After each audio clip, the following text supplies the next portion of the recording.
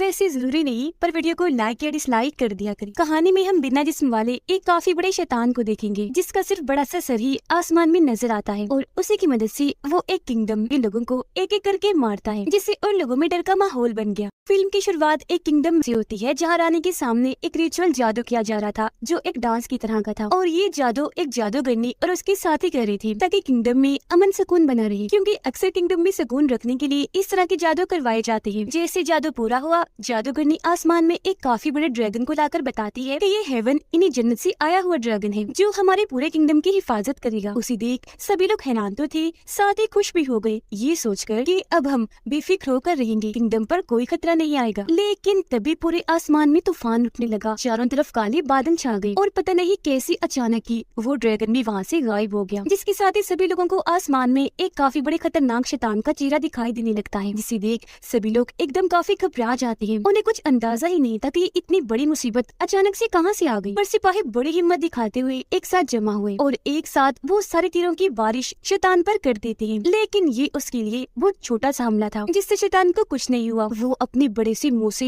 एक साथ ही सारे तीर निकल जाता है, पर इस चीज से उसे काफी गुस्सा आ गया और अब वो जवाबी हमला करता है। वो अपनी जुबान, जिसकी ऑक्टोपस की तरह ढेर सारी टांगे थी, उनकी मदद से सभी सिपाहियों पर हमला कर देता है। लेकिन कमांडर हिम्मत करके हवा में उठे, अपनी तलवार से वो शैतान की एक जुबान काट देते हैं, जिससे शैतान चिढ़ गया। वो रानी को धमकाते हुए कहते हैं कि अब तुम्हारा और तुम्हारे किंगडम का खात्मा करीब है, जिसे खत्म होने से कोई नहीं बचा सकता। जो कहने के बाद वो यहाँ से चला गया। इसके बाद अगले दिन किंगडम में एक डिटेक्टिव, जो एक काफी अच्छा वॉरियर योद्धा भी था, उसे बुलाया जाता है, जिसका नाम डाई रेंजी था, ताकि वो पता लगवा सके कि आखिर वो शैतान किस मकसद के लिए आया था। यहाँ पर सभी सिपाही और उनकी हेड, जिसका नाम वोजी था, वो डाई रेंजी को कल रात हुए वाक़ये के बारे में बताती है। जो सुन वो वोजी के साथ उस हॉल में जाने के लिए निकल गया, जहाँ पर लोगों को कल रात वो शैतान देखा था। पर रास्ते में ही कोई अजीब सा इंसान तेजी से उनके पीछे से गुजरता है, जिसकी ताकत ये भी थी कि वो खुद को धुएं में बदल सकता है। वो फिर उनके सामने आकर डाई रेंजी पर हमला करने की कोशिश करता है। वो अपने नोकदार हाथों से उसे जख्मी करना चाह रहा था, पर डाई रेंजी ठीक टाइम पर पीछे हटकर अपनी जान बचा रहा था। ये देख वोजी को गुस्सा आ गया। वो डाई रेंजी को पीछे हटाकर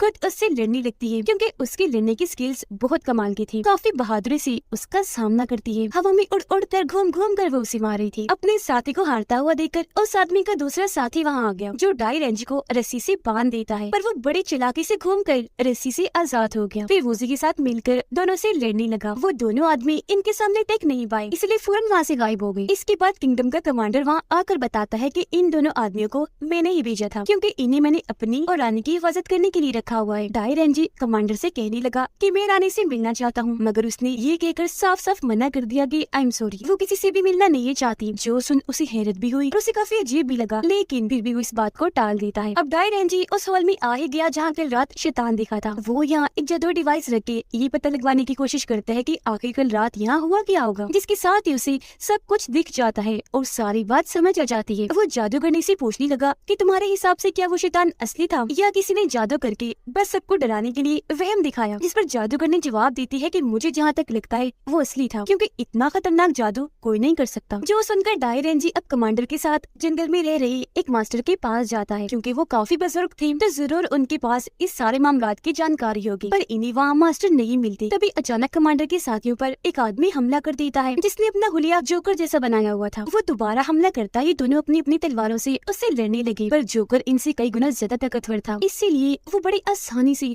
घूम कर कूद कर इन्हें मारता जा रहा था। लेकिन जोकर की सारी हरकतें देखकर डाई रेंजी ये पता लगवा लेता है कि कोई असली का इंसान नहीं है, बल्कि पपेट एक कठपुतली है, यानी जादू से बनाया गया नकली इंसान, जिसे कोई एक ना नजर आने वाली धागे से कंट्रोल कर रहा है। और तभी तो जोकर लड़ पा रहा है। ये जानते ही कमांडर जोकर की तरफ अपनी तलवार फेंक कर मारता है, जिससे धागा कट गया। जोकर वहीं गिरकर ढेर हो जाता है, पूरी तरह खत्म हो गया था।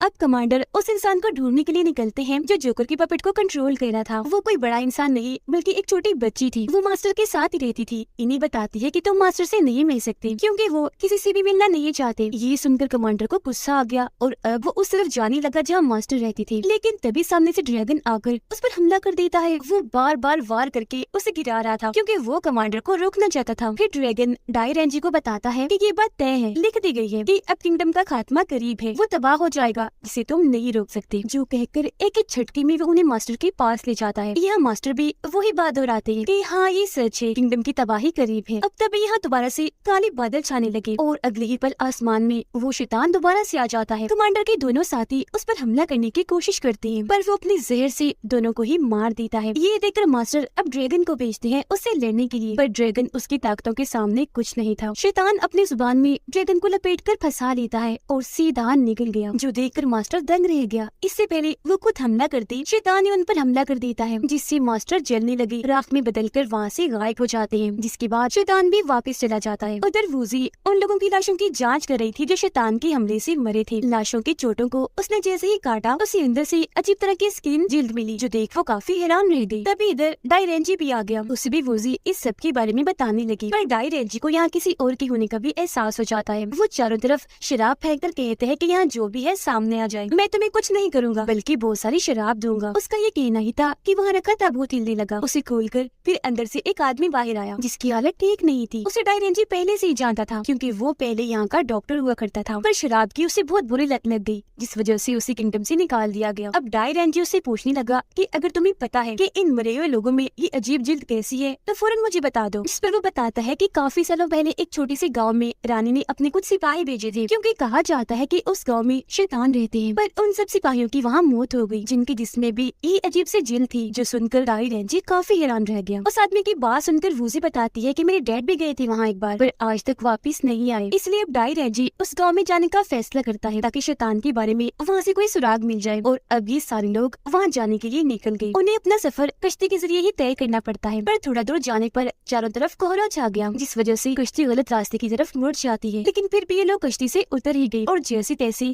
केव इन्हीं गार के जरिए ही गाँव के रास्ते में दाखिल हो ही गए। जहाँ आते ही उन्हें सारे सिपाहियों के स्केलेटन ढांचे दिखाई देते हैं, जिन सबको शैतानों ने मार दिया था। वहाँ वूजी को अपने डैड का स्केलेटन भी दिखता है, जिसे देख वो टूट गई, काफी दुखी हो जाती है। यहाँ इन्हें एक जानवर का स्केलेटन भी देखा, जो बहुत ही अजीब लग रहा था। साथ ही दीवार पर उस सर वाले शैतान की तस्वीर भी बनी हुई थी, जो देख सभी काफी घबरा गई। इन्हें यहाँ एक काफी पुराना कपड़ा भी देखा, जिस पर कोई जादू के मंत्र लिखे हुए थे। तभी अचानक सर वाले शैतान की तस्वीर वहाँ से गायब हो गई, जिसके साथ ही बहुत सारे शैतान यहाँ आकर इन पर झपट पड़े, बुरी तरह हमला कर देते हैं। एक उड़ती हुई शैतान भी यहाँ आई, जिसने लाल रंग के जादुई कपड़े पहने हुए थे। उसे डायरेंजी लड़ने लगा, अपनी तलवार से वो उसके जादुई कपड़े फाड़ देता है, जिससे वो डर गई, धुएं में बदलकर फौरन यहाँ से भाग गई। अब ये लोग जैसे यहाँ से निकलने लगी, अचानक कमांडर को कुछ हुआ। वो पागलों जैसी हरकतें करने लगा, वहाँ की सभी दीवारों को तोड़ने लगता है, जिससे वो पूरी ही केव टूटने लगी, जो देखकर सभी काफी डर गई। बिना टाइम गवाए आधे लोग केव के रास्ते और आधे नदी के रास्ते से बाहर आ जाते हैं। कमांडर भी होश में आकर जैसे वहाँ से बाहर आने लगा, अचानक एक बड़ा सा पत्थर उनके ऊपर आकर गिरा, जिससे कमांडर के साथ साथ उनके साथियों की भी मौत हो जाती है। अब अगले दिन पूरे किंगडम के लोग सड़क पर निकल आए। वो रिचुअल भी कर रहे थे और शैतान से बचने के लिए दुआएं भी मांग रहे थे। वो डायरेंजी से भी मदद मांगने लगे ताकि वो किंगडम को बर्बाद होने से बचा ले, पर क्योंकि अभी तक उसने ये मामला सुलझाया नहीं था तो वो कुछ नहीं कहता। वो अब उन लोगों की लाशों को चेक करने लगी जिन पर कीव वाले शैतानों ने हमला किया था। उनकी जिल्द काटने पर भी वही अजीब सी जिल्द अंदर से निकली, जिसे जैसे वो उन्हें पानी में डाला वो गायब हो गई, जो देख उसके होश उड़ गई। पर जब डायरेंजी ने पानी में देखा तो उसे पता चला कि वो जिल्द पानी में गायब नहीं हुई, बल्कि उसने पानी में जाकर खुद को इनविजिबल बना लिया है। मतलब उसका वजूद तो पानी में था, बस वो नजर नहीं आ रही थी। एक ना नजर आने वाली जिल्द बन गई थी, जो देख वो भी दंग रह गया।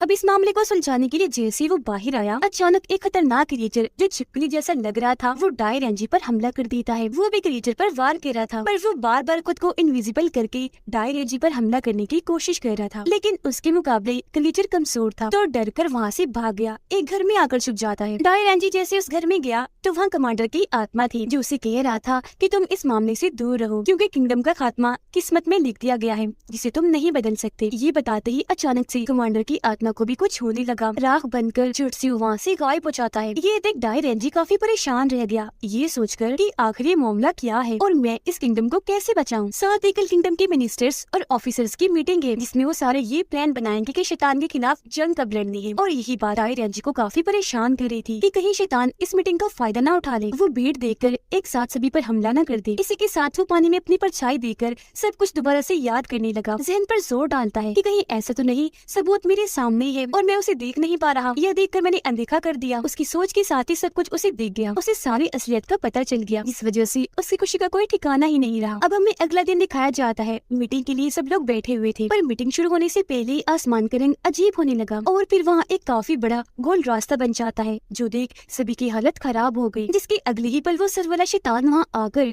सभी पर हमला कर देता है। लोग अपनी जान बचाने के लिए भागने लगे, जिससे वहाँ भगदड़ मच गई। लेकिन इससे पहले वो सब लोगों को मारता किसी तरह डाई रेंजी अपना हाथ बड़ा करके उस शैतान का सर काफी नीचे कर देता है। अब इस खतरनाक शैतान के इतना पास आने की वजह से सभी काफी डर गए। वूजी और उसके सिपाही वहाँ हर तरफ सफेद रंग का पाउडर फेंकने लगे, जिससे वो छिपकली जैसा क्रिएचर जो इनविजिबल होकर सब पर हमला कर रहा था वो दिखने लगा, सबके सामने आ जाता है, जिसे लोग चारों तरफ से पकड़कर बंदी बना लेते हैं। जिसके बाद डाई रेंजी सबके पास आकर असलियत सामने रखता है, बताता है कि ये कोई शैतान नहीं था, बस सब लोगों को परेशान करने के लिए कंफ्यूज किया जा रहा था, उलझन में डाला गया, क्योंकि ये शैतान पानी में दिखने वाली किसी परछाई की तरह है बस, और कुछ नहीं। मैं जानता था कि इसके पीछे जिसका भी हाथ है वो आज की मीटिंग का फायदा जरूर उठाएगा, इसीलिए मैंने आसपास की सभी जगहों की तलाशी ली। मुझे एक खुफिया जगह के बारे में पता चला। मैं जब वहाँ गया तो मुझे इस शैतान का मास्क वहाँ दिखा, जिसे एक सिस्टम मशीन के साथ जोड़ा गया था, और उस सिस्टम मशीन के जरिए ही उस शैतान का सर इतना बड़ा दिखाई दे रहा था ताकि लोगों में दहशत फैले। और जब वो शैतान सबके सामने आता था तो एक छिपकली जैसा क्रिएचर इनविजिबल होकर सब पे हमला करता था, जिससे सबको यही लगता था कि शैतान ने ही सबको मारा है, क्योंकि ये क्रिएचर तो दिखता ही नहीं था। और मरे हुए लोगों के अंदर वो अजीब सी चीज मिलने का मतलब ये था कि आगे चलकर वो भी क्रिएचर में बदल जाएंगे। इन सब चीजों को कामयाब करने के लिए एक जादू का इस्तेमाल किया गया, वो जादू जो हमारी महान जादूगरनी भी करती है, यानी कि ये सारे चाल जादू करने की ही थी। और जो बच्ची हमने देखी थी जो मास्टर के साथ रहती थी वो भी जादू करने का रूप है। ये जानकर सभी के होश उड़ जाते हैं। अब डाई रेंजी जादू करने को बताता है कि मैंने तुम्हारे जादू को कब से महसूस कर लिया था, इसीलिए तुम हमेशा मेरे साथ रहती थी, है ना, ताकि मुझे शक ना हो और तुम मुझे यकीन दिला सको कि इसमें तुम्हारा कोई हाथ नहीं बल्कि शैतान का है। लेकिन इस सब की भनक मुझे तब लगी जब मैंने मास्टर और कमांडर के पीछे लगी रस्सियों को देखा, जिन्हें पपेट बनाकर तुम कंट्रोल कर रही थी। हमेशा उन्हें कठपुतलियों की तरह ही चलाया गया। एक बार मैंने तुम्हारा असली रूप भी देख लिया था। तुम्हारी शक्ल काफी बिगड़ी हुई थी, हाथों पर निशान भी थे जो अक्सर कठपुतलियां चलाने वालों के हाथों पर होती है, जिससे मेरा शक यकीन में बदल गया कि हाँ ये सब तुमने ही किया है। बेशक तुम इस सब में बहुत माहिर हो, तुम्हारी सोची समझी प्लानिंग थी, पर देखो क्या फायदा हुआ, आखिर मैंने तुम्हें पकड़ ही लिया। जादू करने का असली चेहरा देखकर सभी काफी दंग रह गए, और क्योंकि उसकी सच्चाई सबके सामने आ गई थी तो वो बच्ची वाले रूप में आकर डाई रेंजी को कहती है, वाह रेंजी, मान गई तुम्हें, आखिर तुम मेरी सच्चाई सबके सामने ले ही आए। लो फिर आगे भी सुनो, मैंने ये सब बदले की आग में किया, क्योंकि रानी ने मेरे पूरे गांव को बर्बाद कर दिया था, जिसका मैं बदला किंगडम को खत्म करके लेना चाहती थी। इतना कहकर वो दोबारा से अपने पपेट वहाँ लाती है और सब पर हमला करने की कोशिश करती है, लेकिन डाई रेंजी और सभी सिपाही मिलकर बहादुरी से पपेट्स का सामना करते हैं। बड़ी आसानी से उन्हें मारने के बाद जादू करने को भी चारों तरफ से घेर लिया जाता है। उसने यहाँ अपनी हार कबूल कर ली थी, पर वो उनके हाथों से मरना नहीं चाहती थी, इसीलिए खुद ही अपनी जान ले लेती है। सब नॉर्मल होने के बाद जब डाई रेंजी और रानी खड़ी थी तो तभी अचानक एक सिपाही भागता हुआ आया, बताने लगा कि पिछली पहाड़ियों में एक काफी बड़ी साइज का कछुआ देखा गया है। जो सुनकर डाई रेंजी अब इस मामले को सुलझाने के लिए भी चला गया, जो हो सकता है किसी और का मास्टर प्लान हो। पर डाई रेंजी काफी माहिर था, इस तरह का कोई भी खतरा हुआ वो आसानी से सुलझा लेगा। उसकी वजह से ही किंगडम का खात्मा होने से बच गया। दुश्मन की चाल का पता लगते ही उसने असलियत सामने लाकर रख दी, क्योंकि जादू करने के इरादे गलत थे। उसने गलत सोचा रानी के बारे में और बदला लेने का सोचा। इस बात को कोई नहीं जुटला सकता कि बदले की आग बहुत बुरी होती है, और वो गलत थी, इसलिए आखिर में उसका खात्मा हो गया। रानी बेकसूर थी, तो ना उसको और ना ही किंगडम को कुछ भी हुआ। इसी के साथ ये कहानी इधर ही खत्म हो जाती है।